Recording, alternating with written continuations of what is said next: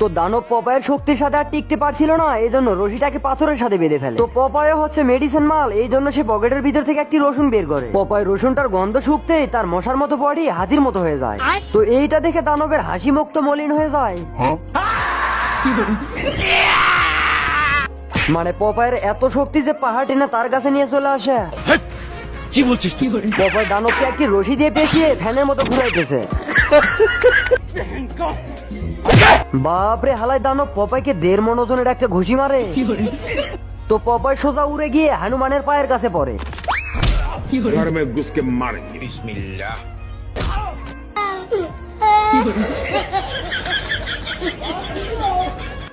के मर के भी किसी को याद आएंगे। তো ছোট কুত্তার সামনে বিশাল একটা নদী দেখতে পায়। তো ছোট কুত্তা একটি রশি নিয়ে নদীর ওই পাশে থাকা একটি গাছের ভিতরে রশিটা আটকে দেয়। তো নদীর ওই পাড়টাকে টেনে নিয়ে এসে এই পাড়ের সাথে লেগে দেয়।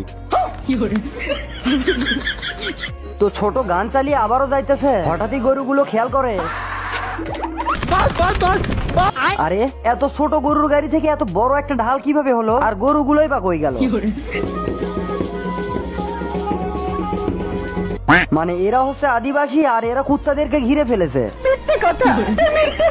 আসলে এটা মিথ্যে ছিল। কুত্তা যাই হোক জীবন বাঁচিয়ে চলে আসে। এরপরে তার গাড়ির ভিতর থেকে ছোট্ট একটি বক্স ঢালে। মানে এইটাও পসিবল, এত ছোট বক্স থেকে এত বড় বাড়ি।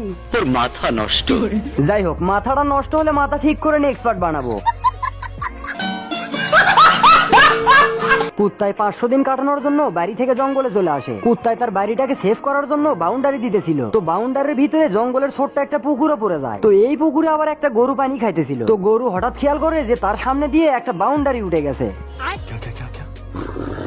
তো এইটা দেখে গরু আবার দৌড়ে থানায় চলে যায় জিডি করার জন্য। পুষ্পা, পুষ্পারাজ।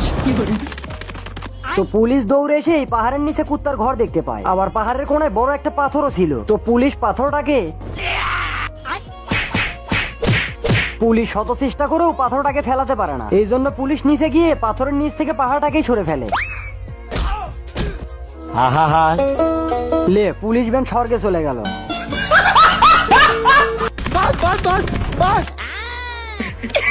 খরগোশ ব্রিজটা পার হয়ে একটি ছুরি দিয়ে রশি কেটে দেয়।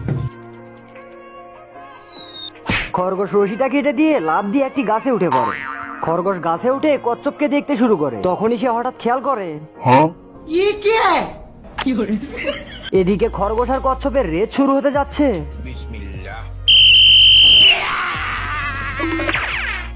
আরে কচ্ছপও দেখতেছি খরগোশের মতো পা ঘুরাইতেছে। কচ্ছপের পা ঘুরানোর স্টাইল দেখে আমি ভাবছি হয়তো অনেক জোরে যাবে, কিন্তু এ কি, একও তো 2 পায়ে দৌড়াইতেছে আবার অনেক আস্তে। যাই হোক, কচ্ছপ সেখান থেকে দৌড়ে একটি টেলিফোন রুমের কাছে চলে যায়। এরপর বড় কচ্ছপকে ফোন লাগায়। भाई सुन ना, सामान लेके पहुंच और बंदे लोग को भी कॉल कर दे। তো এইটা শুনে বড় কচ্ছপ আবার তার দূরের আত্মীয়কে ফোন লাগায়। এই কচ্ছপ আবার গাছের সাথে টেলিফোন লাগিয়ে মাছ মারতেছিল। নেক্সট পার্টের জন্য লাইক করে দিন।